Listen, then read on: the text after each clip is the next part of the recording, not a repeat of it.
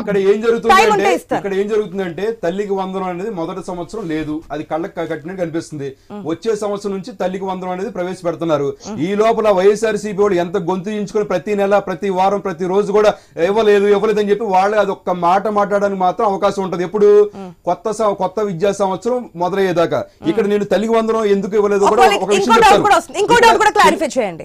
ఏదైతే మీరు పెన్షన్స్ విషయంలో ఆ 3 నెలలు ఏదైతే డిలే అయింది కాబట్టి ఆ 3,000 కల్పించారు కదా, అట్లా ఈ తల్లికి వందనానికి కూడా ఒకవేళ అరే గతంలో ఏమైనా అప్పులు చేసుకుని ఇచ్చారేమో పేరెంట్స్, మనం చెప్పున్నాం కదా, ఎంతో కొంత ఆశ పెట్టుకున్నారు కదా, 144 మంది ఎమ్మెల్యేలు మనకి ఇచ్చారు కదా అని ఏమన్నా గతంతో పాటు ఇచ్చే అవకాశాలు ఏమైనా ఉన్నాయా? ఈ రోజున మీరు ఒకటి గమనించాలి. ఇప్పుడు దేనికైనా సరే అక్కడ కమిటీలు ఉంటున్నాయి, వైట్ పేపర్ అనేది రిలీజ్ చేస్తున్నారు. చేసిన తర్వాత ఇంత ముందు చేసిన ప్రభుత్వం యొక్క అక్రమాలు ఏమో చెక్ చేస్తున్నారు. ఇప్పుడు తల్లికి వందనం అంటున్నారు మేడం.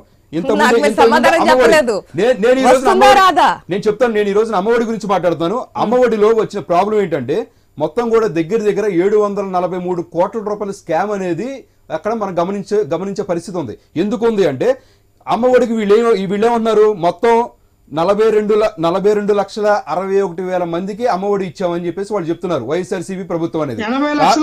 ఆ తర్వాత విద్యా కానుక, కానీ విద్యా కానుక వచ్చింది 80 లక్షలు అంటే ఇంకా పెద్ద స్కామ్ అవుతుంది సార్. మీరు వినండి, విద్యా కానుక 39,95,000 మందికి విద్యా కానుక ఇచ్చారు. అంటే అమ్మఒడి అనేది 42,67,000 మందికి ఇచ్చి విద్యా కానుక అనేది 39,95,000 మందికి ఎందుకు ఇచ్చారు?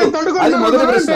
ఇంకో ప్రశ్న ఏంటంటే ఇక్కడ మనకు ఉన్న స్టూడెంట్స్ లెక్క 37,57,000 మంది ఉంటే మీరు అమ్మఒడి అనేది 5 లక్షలు ఎక్స్ట్రా ఎందుకు ఇచ్చారు?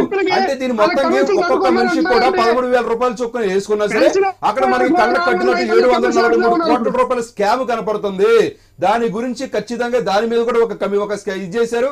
దాని ఖచ్చితంగా దాని మీద కూడా లెక్కలు వస్తాయి. అంతేకాకుండా ఇంకోటి గమనించారు మనం, ఇప్పుడు సెప్టెంబర్ 2025 నుంచి ఆగస్టు 2023 వరకు 4,48,000 మంది స్టూడెంట్స్ ఈ విద్యాలయాల నుంచి బయటకు వచ్చే పరిస్థితి గమనిస్తున్నాము. మీరు అమ్మఒడి ఇస్తున్నప్పుడు ప్రతి ఒక్క విద్యార్థికి 13,000 రూపాయలు మీరు బ్యాంకులో వేస్తున్నప్పుడు ఎందుకు 4,45,000 మంది విద్యార్థులు బయటకు ఎందుకు వచ్చారు? అంటే అక్కడ కనిపిస్తున్న మన స్కామ్ అనేది కళ్ళకు కట్టినట్టు కనిపిస్తుంది. అంతేకాకుండా ఈ జనాలు ఈ విద్యార్థులు ఏం చేశారు, ఇప్పుడు చిక్కి మామ దొంగ మామ అని చెప్పేసి ఒకటి కూడా వచ్చి 200 కోట్ల రూపాయల స్కామ్, ఒక పప్పు చెక్కలోనే 200 కోట్ల రూపాయల స్కామ్ చూపిస్తున్నారంటే, అంటే నాడు నేడులో కొన్ని 8,000 కోట్ల రూపాయలు నాడు నేడులో మీరు చూపిస్తున్నారంటే ఇక్కడ వచ్చి 743,000 కోట్ల రూపాయలు దీంట్లో చూపిస్తున్నారంటే లక్ష్మణరావు గారు మీరు ఎంత అరిసినా ఉపయోగం లేదు.